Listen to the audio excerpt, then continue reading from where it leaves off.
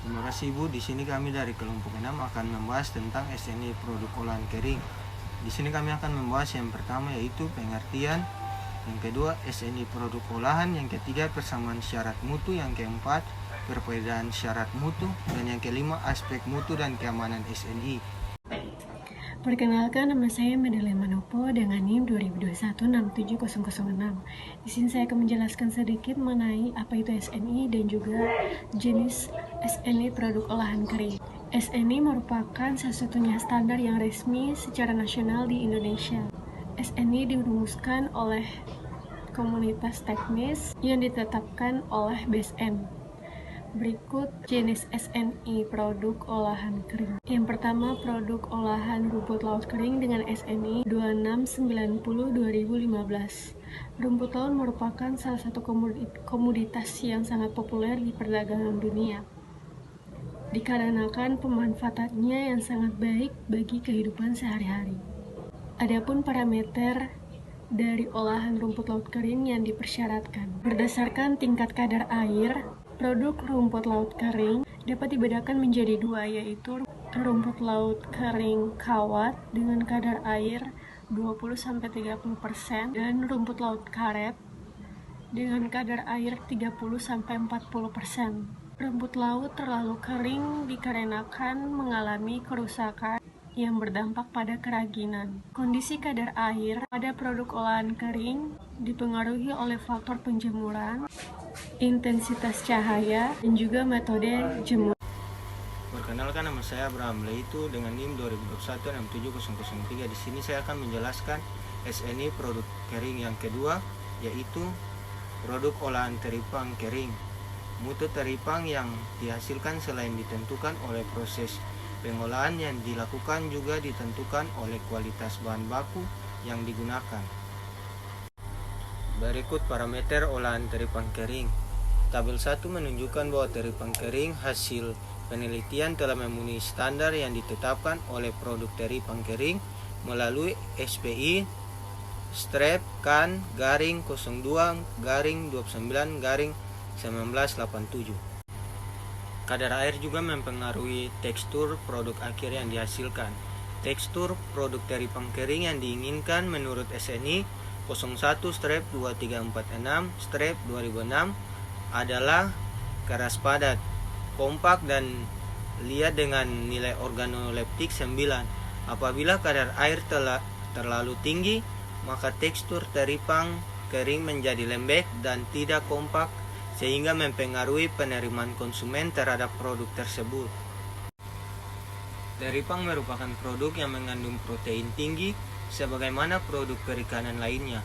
Protein merupakan suatu zat makanan yang sangat penting bagi tubuh karena berfungsi sebagai sumber energi, zat pembangun dan pengatur. Teripang merupakan produk yang mengandung protein tinggi sebagaimana produk perikanan lainnya. Protein merupakan suatu zat makanan yang sangat penting bagi tubuh karena berfungsi sebagai sumber energi, zat pembangun dan pengatur. Yang ketiga yaitu produk olahan ubur-ubur asin. Ubur-ubur umumnya diolah secara tradisional yaitu dengan penggaraman. Ubur-ubur juga mengandung protein sebesar 9,20% dan mengandung berbagai jenis mineral makro dan mikro. Jenis ubur-ubur yang digunakan yaitu jenis Aurelia aurita. Berikut parameter produk olahan ubur-ubur asin. Ubur-ubur yang telah dikeringkan berbentuk lempengan berwarna kekuningan dengan tekstur yang lebih kompak, padat, dan elastis. Ubur-ubur yang digunakan untuk proses pengeringan adalah ubur-ubur yang memiliki diameter minimum 25 cm dengan bobot total payung ubur-ubur segar sebanyak 3,300 gram. Bobot total payung ubur-ubur kering menjadi 32% dari bobot awal yaitu sebesar 1,056 gram. Perkenalkan, nama saya Jumana Nurjinan Umarela dengan NIM 2020-67003, Program Studi Teknologi Hasil Perikanan. Persamaan dan perbedaan pada syarat mutu dan keamanan dari SNI produk olahan kering sebagai berikut. Yang pertama, kadar nutrisi. SNI dapat menetapkan persyaratan terkait kadar nutrisi tertentu yang harus ada dalam produk olahan kering, misalnya kadar protein, lemak, serat, atau vitamin. Kemudian, ukuran dan bentuk. SNI juga dapat menetapkan persyaratan terkait ukuran atau bentuk produk olahan kering, seperti ukuran butiran atau ketebalan. Kemudian, warna dan rasa. Persyaratan mutu juga dapat mencakup warna dan rasa produk olahan kering, memastikan bahwa produk memiliki karakteristik visual dan sensoris yang diharapkan. Kemudian, kandungan bahan tambahan. SNI dapat mengatur penggunaan bahan tambahan seperti pewarna, pengawet, atau penguat rasa dengan batasan tertentu. Keamanan produk merupakan salah satu faktor penting dalam proses produksi olahan kering hasil perikanan. Hal ini bertujuan untuk menghasilkan produk yang berkualitas dan aman untuk dikonsumsi. Dalam Standar Nasional Indonesia, keamanan suatu produk telah diatur dengan beberapa syarat di antaranya. Yang pertama, persyaratan mikrobiologi. Tujuannya untuk membatasi jumlah dan jenis mikroorganisme yang diperbolehkan dalam produk olahan kering perikanan dan memastikan produk tersebut aman dari mikroorganisme. Selain itu, Badan Standar Nasional Indonesia juga mensyaratkan suatu produk agar terbebas dari residu pestisida atau logam berat dan memastikan produk ada pada batas aman yang telah ditetapkan. Kemudian, Badan Standar Nasional Indonesia juga mengatur tentang pemberian informasi terkait komposisi bahan, tanggal kadaluarsa, instruksi penyimpanan, serta peringatan alergen. Selain itu juga, Standar Nasional Indonesia juga mensyaratkan terhadap penyimpanan dan pengemasan yang aman dan bersih. Perkenalkan, nama saya Wayeti, NIM 2021670334. Itu dalam berbagai bidang termasuk produk, layanan, dan infrastruktur. Ada beberapa aspek yang digunakan, yaitu aspek umum. Satu, mutu produk atau layanan, di mana aspek mutu produk atau layanan mencakup kualitas, keandalan, dan kinerja yang memadai. Ini melibatkan memastikan bahwa produk atau layanan memenuhi standar yang diterapkan. Kedua, keselamatan. Keselamatan adalah aspek yang paling penting di dalam berbagai bidang, yaitu terutama dalam industri seperti kemanufakturan, transportasi, dan teknologi.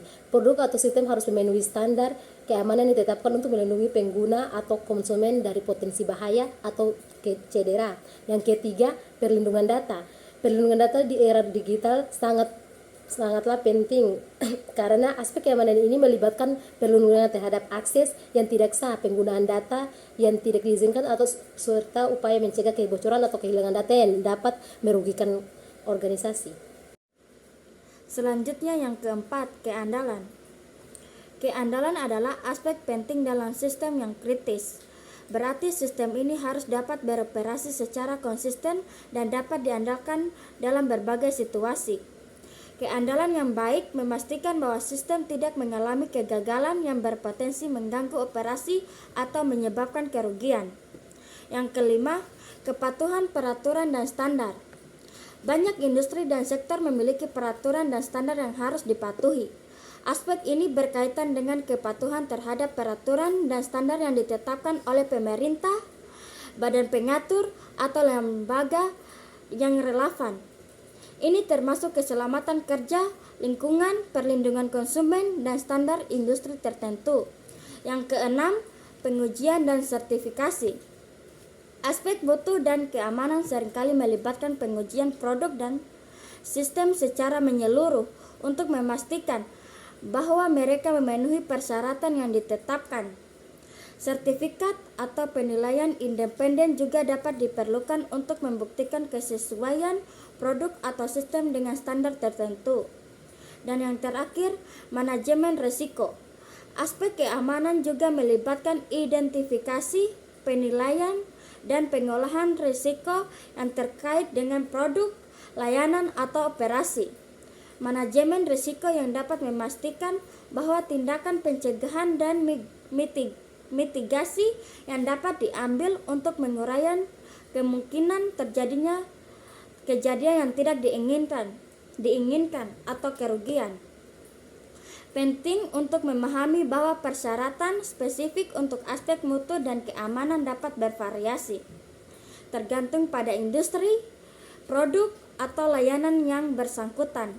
Persyaratan ini seringkali ditentukan oleh regulasi, standar industri, dan harapan pelanggan untuk memastikan bahwa produk atau layanan yang disediakan adalah aman, andal, dan berkualitas yang tinggi.